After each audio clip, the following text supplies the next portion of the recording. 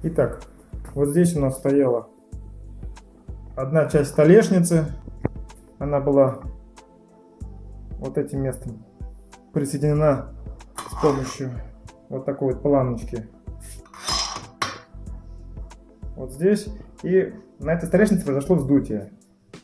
Я ее снял. Кстати, посмотрите, какое вздутие. Она по всей ширине столешницы вздулась. Вон как сильно. Видите? Вот идет вздутие. То есть практически она поднялась на 5-6 миллиметров. Здесь вот сверху. И вот на такой огромный образовался бугор. Что я сделал? Я взял дрель, просверлил дырки на глубину этого вздутия, вычистил все, сделал вот такую вот полость.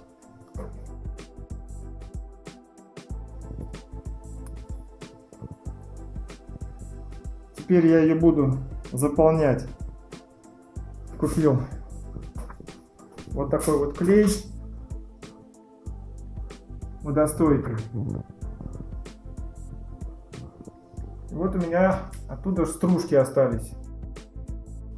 Буду теперь заполнять эту полость, смешивая клей с этими стружками. Дальше поставлю под пресс и посмотрим, что будет происходить дальше. Итак, я налил вот этот клей вот в эту емкость, все перемешал. И сейчас буду запихивать вот сюда. Вот мы приготовили смесь. Ну, поехали. Естественно, берем шпатель и шпателем туда засовываем.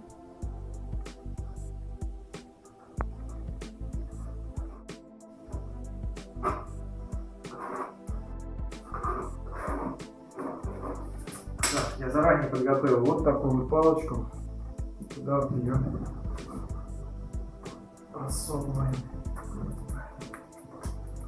чтобы можно было до конца ее утрамбовать.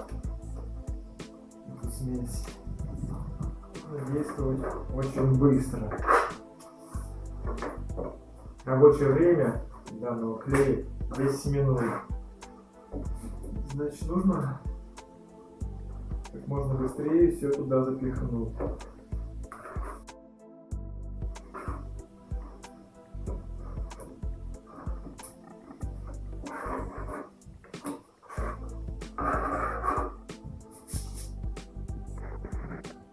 Ну вот оставили такую небольшую щель для того, чтобы можно было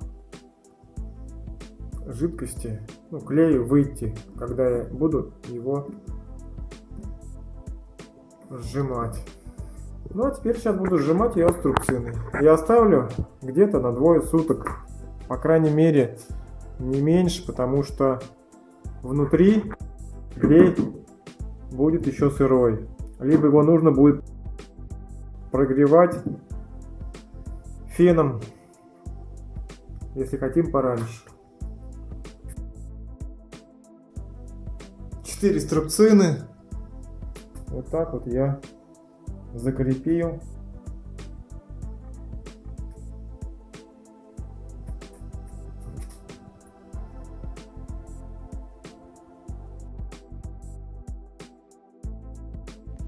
Вот что в итоге у нас получилось. Теперь хороший, ровненький стык.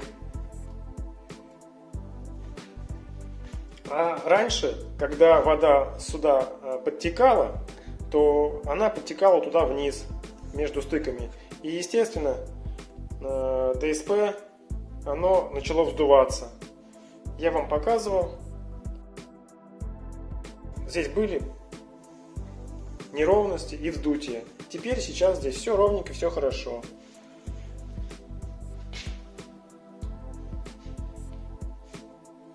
Это я здесь замазал силикончиком, чтобы в дальнейшем ничего не протекало. Надеюсь, видео вам было полезно. Спасибо за внимание, всего хорошего.